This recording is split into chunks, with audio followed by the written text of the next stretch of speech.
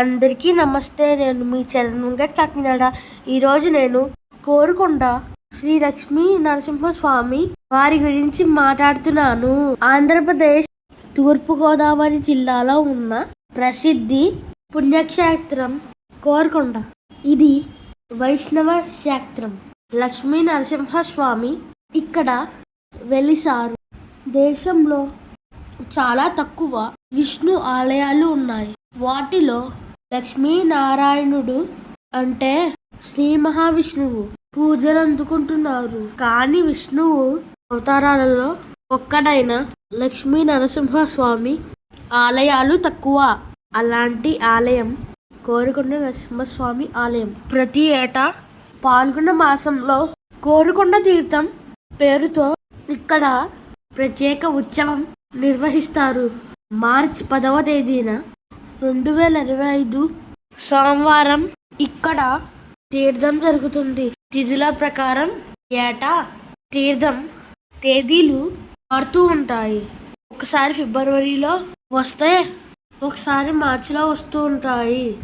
కోరుకొండ కాకినాడ జిల్లాలో 60 కిలోమీటర్ల దూరంలో, రాజమండ్రికి 20 కిలోమీటర్ల దూరంలో ఉంది.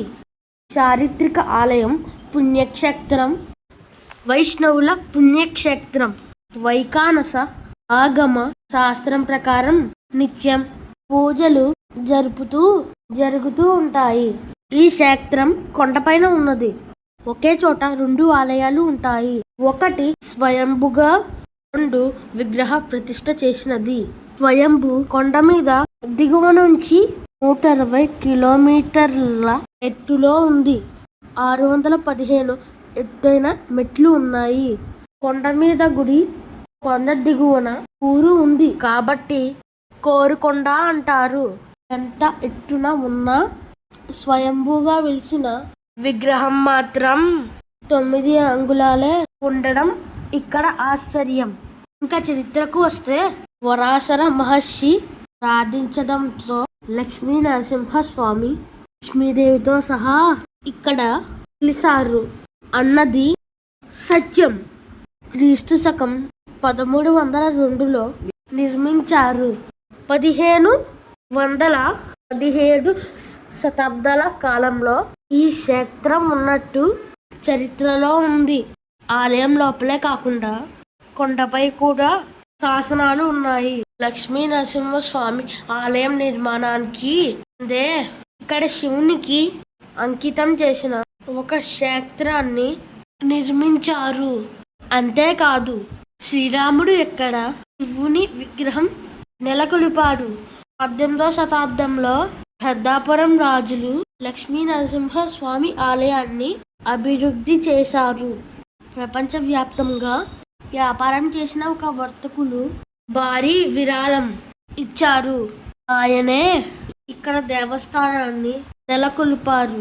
కోరుకొండ అనే పదానికి అర్థం కోరు అంటే కోరుకోవడం, కొండ అంటే పర్వతం.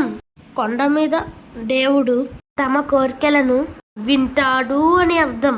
నరసింహస్వామి అంటే ఉగ్ర నరసింహుడు అని మాత్రమే తెలుసు. కానీ కొలువై ఉన్న ఇక్కడ స్వామి సాత్విక నరసింహుడు. ఇక్కడ ఆలయాలు కొండపై ఉన్నాయి. కోరుకొండ తీరం అంటే లక్ష్మీ నరసింహస్వామి కళ్యాణోత్సవం పాల్గొన శుద్ధ ఏకాదశి రోజున జరుపుతారు. అంకురార్పణలో కళ్యాణోత్సవాలు ప్రారంభమవుతాయి. మార్చి 10వ తారీఖు నుంచి 16వ తారీఖు వరకు జరుగుతాయి.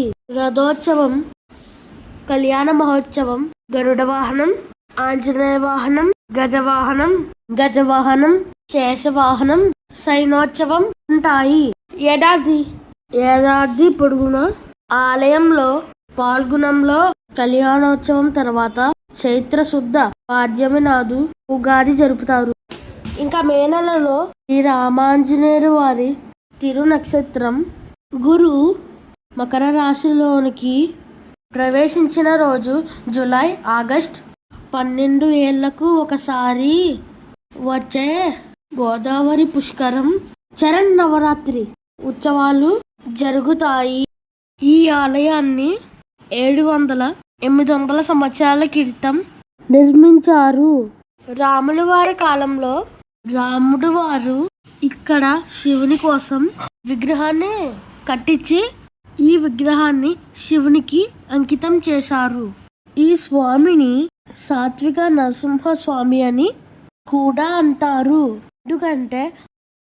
ఎందుకంటే ఆయన కుడి తొడ మీద అమ్మవారు లక్ష్మీదేవి కూడా కలిసి ఇద్దరు సతీ సమేతంగా కలిసి స్వయంభూగా వెలిసారు కాబట్టి సాత్విక నరసింహ స్వామి అని అంటారు.